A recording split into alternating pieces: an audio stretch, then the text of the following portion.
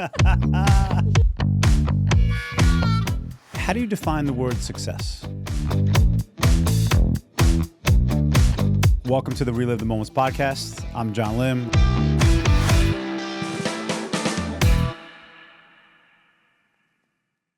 Welcome back to the show. I'm your host, John Lim. And today, I'm taking you behind the scenes. If you've been following this journey, you know that this podcast means a lot to me. It's something I started with a purpose, to capture stories, moments, and lessons from people who've built, grown, and lived with intention. But today, I'm flipping the script. Instead of talking to someone else about their journey, I want to talk about mine.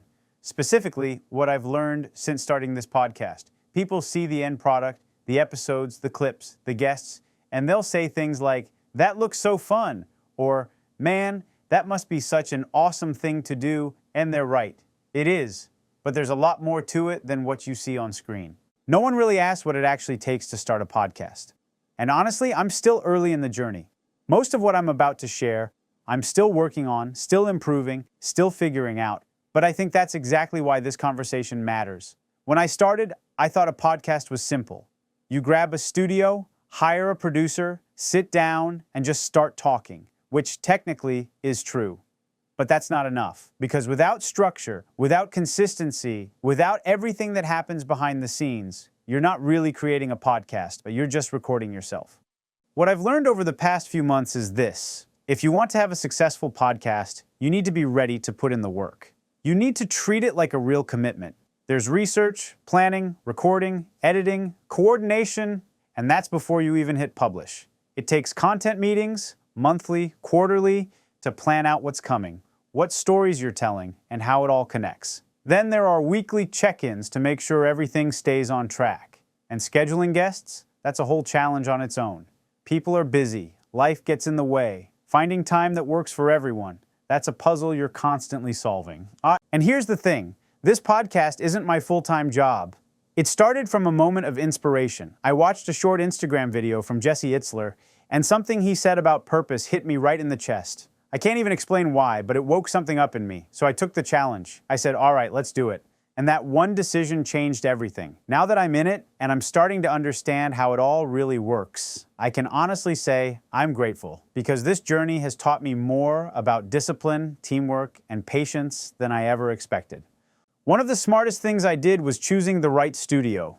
Working with Kai E Visions and my man Claudio, game changers. These guys bring it to life. The production quality, the atmosphere, the creative support, it makes all the difference. And then there's Anastasia. She's the one holding it all together behind the scenes. The logistics, the scheduling, the social media, the follow-ups, everything that makes this podcast move forward comes down to having a team that believes in it as much as I do. Without them, there's no show, period. I'm also working on another podcast concept right now, something new, something collaborative, and I'm approaching it differently this time. This time, I'm thinking about it like a business, not because I want to turn it into one, but because that mindset forces structure and accountability.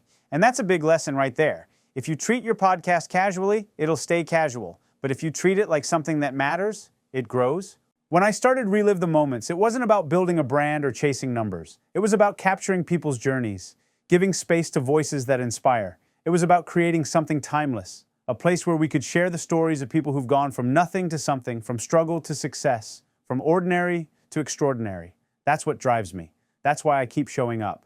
If you're thinking about starting your own podcast, here's what I'd tell you. First, do your research. Listen to shows you admire. Pick 3 formats you love and study them. You don't need to copy them, but learn what works and make it your own. Second, be organized. Set up your systems early. Scheduling tools, email templates, automation for clips and captions. Trust me, that stuff will save your sanity. Third, have a reason. Know your why. Without a real purpose, the work will burn you out. Fourth, get your tools right. We use Buzzsprout, phenomenal software, simple, reliable, and worth every penny. And fifth, know your people. The ones behind the cameras, behind the mics, behind the edits, they're your foundation. Appreciate them.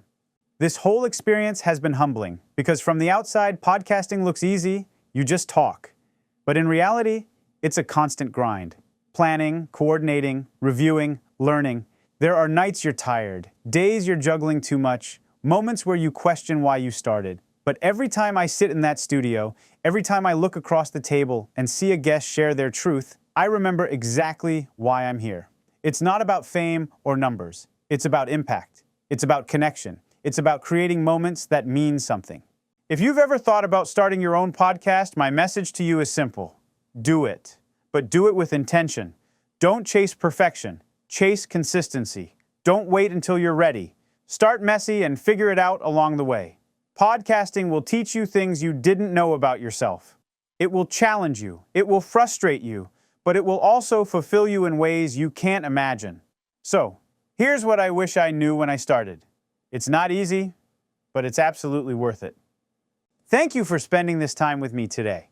If you enjoyed this behind-the-scenes episode, share it with someone who's been thinking about starting their own show, or any creative project they've been putting off. Because every great story starts with the courage to begin. I'm John Lim, and this has been Relive the Moments. Until next time, keep learning, keep building, and keep creating moments worth remembering.